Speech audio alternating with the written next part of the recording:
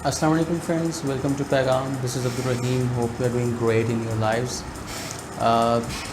Friends آج discuss کریں گے ایک معاملے پر جس میں ابھی ریسنٹ کچھ ڈیولپمنٹس ہوئی ہیں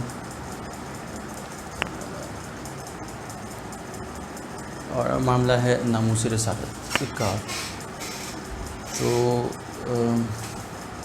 پریزیڈنٹ نے پرائم منسٹر صاحب نے اس پر کچھ اپنا اظہار خیال کیا تھا اور اس کے بعد پھر ایک ابھی ریسنٹلی یورپین یونین میں کچھ چینجز یا جو بھی ہوئی تو اس پر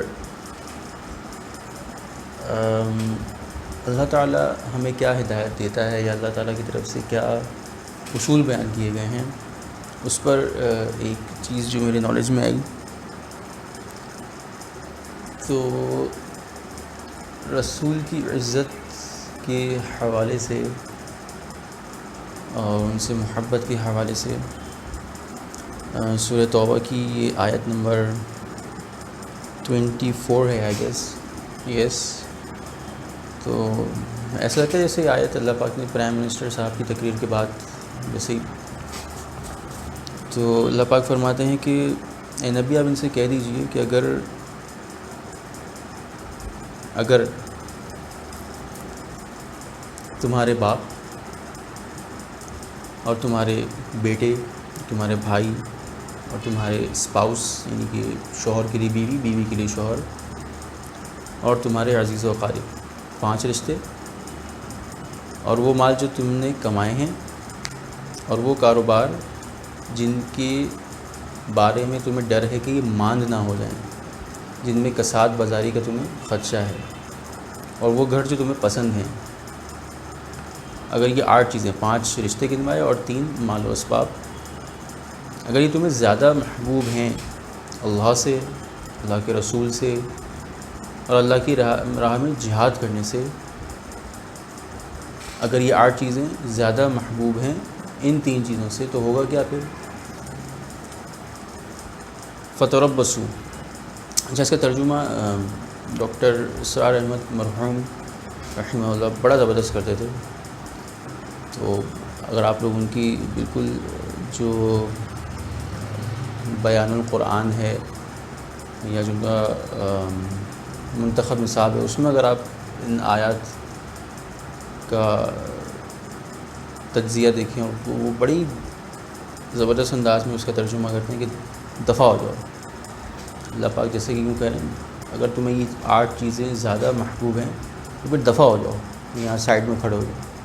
حتی یأتی اللہ بامرہ، یہاں تک کہ اللہ پاک اپنا کوئی حکم تمہارے لیے نافذ کر دیں. اور اللہ پاک ایسے لوگوں کو جن کو سائڈ پہ کر دیا، جن کو دفع کر دیا، دفان کر دیا، ایسے لوگوں کو اللہ پاک کبھی ہدایت نہیں دیتا. فاسق کا ترجمہ ڈاکٹر شاہ صاحب کہتے ہیں ناہنجار، فاسق، گناہ گار. اینی ویز تو اب ذرا سوچیں کہ میں یہ سوچوں انڈیویجولی اور ہر کوئی انڈیویجولی یہ سوچے کہ اس کا اس سارے معاملے میں کیا رد عمل ہوتا ہے. اچھا ہم کیسے سوچ سکتے ہیں؟ ہمارے پاس کیا پیرامیٹرز ہیں، ہمارے پاس کیا اس کی اسکیل ہے ایسا، مطلب اللہ پاک ہم سے کیا اس کا ریئیکشن ایکسپیکٹ کر رہے ہیں، تو یہ ہمیں کیسے پتہ لگے گا؟ تو وہ بھی اللہ پاک نے قرآن میں فرما دیا کہ یہ ہیں وہ لوگ، یہ صحابہ کرام رضی اللہ عنہم اجمعین، یہ وہ لوگ ہیں ان کے معیار پہ ان کا ریئیکشن جیسا تھا ویسا ہی ریئیکشن تم نے دینا ہے. اگر تم دو گے تو then you will be on ہدایت، ادروائز دفع ہو جاؤ. فتربصوا. اور یہ بھی قرآن پاک میں اللہ پاک نے فرما دیا ہے فَإِنْ آمَنُوا بِمِثْلِهِ فَآمَنْتُمْ بِهِ فَقَدْ اهْتَدَوْا. کہ اگر یہ ایمان لائیں اس طرح سے جس طرح سے یہ ایمان لائے ہیں صحابہ، تب تو یہ ہدایت پر ہیں، ورنہ پھر ان کی ہدایت قابل قبول نہیں ہے. تو آج میرے لیے سوچنے کا مقام یہ ہے کہ عبدالرحیم، اگر آج عبدالرحیم کی اس وقت روح پرواز کر جائے تو اللہ پاک عبدالرحیم سے کیا پوچھیں گے؟ عبدالرحیم یہ بتائیے کہ ہمارے رسول مقبول، ہمارے محبوب صلی اللہ علیہ وسلم کی عزت پر حملے کیے غیروں نے، اور تم بیٹھ کر ایڈمیشن کراتے رہے، تم بیٹھ کر کاؤنسلنگ کرتے رہے، تمہارے اندر کوئی بھی خلجان پیدا نہیں ہوا، کوئی تمہاری روح کو تکلیف نہیں ہوئی، کوئی دل میں خلش نہیں ہوئی کہ یہ کیا ہو رہا ہے، یہ ہمارے رسول ہیں۔ اچھا، ایک اور امپورٹنٹ آسپیکٹ جو اس چیز کو سوچنے کا، پچھلی قوموں میں کوئی ایک برائی ہوتی تھی شرک کے ساتھ، تو اس قوم کو رسول بھیجتے اللہ پاک، دعوت دیتے رسول، وہ نہیں مانتے تو اس قوم کو ہلاک کر دیا جاتا۔ یہ پچھلی جو قرآن پاک میں 6 بڑی قوموں کا ذکر ہے، ان میں انڈیویجولی ایک ایک گناہ جو ہے وہ بڑا نمایاں تھا۔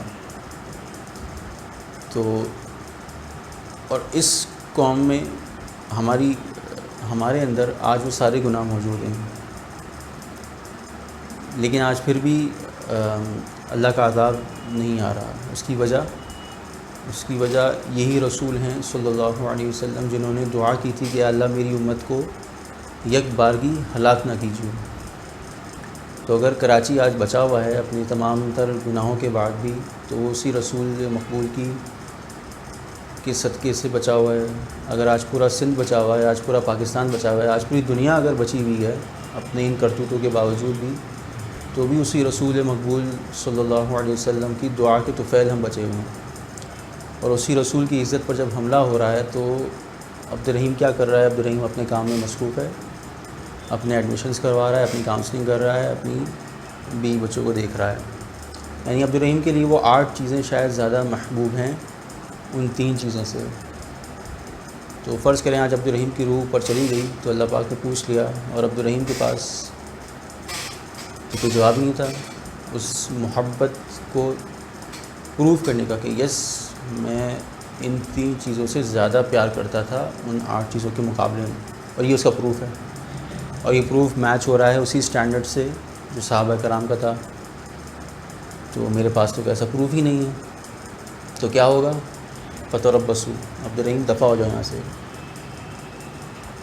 سائڈ میں کھڑے ہو جاؤ، کیونکہ تم ہدایت پر نہیں ہو، حتی یاتی اللہ بامرہ، دفع ہو جاؤ یہاں سے، سائڈ پہ کھڑے ہو جاؤ انٹل انلیس ہمارا کوئی حکم آ جائے تمہارے لیے۔ تو آج ہم سب کے لیے یہ ایک سوچنے کا مقام ہے کہ واٹ وی آر ڈوئنگ، ہمارا اس چیز پر کیا ریئیکشن ہونا چاہیے۔ صحابہ کا ریئیکشن کیا تھا؟ مکی دور میں اگر ایسے کام ہوا تو کیا ریئیکشن تھا؟ مدنی دور میں اگر ایسا ہوا تو کیا ریئیکشن تھا؟ اللہ کے نبی کی وفات کے بعد اگر ایسا ہوا تب کیا ریئیکشن تھا؟ خلفائے راشدین کے دور میں اگر ایسا ہوا تو کیا ریئیکشن تھا؟ یہ ہمارے لیے سوچنے کا مقام ہے۔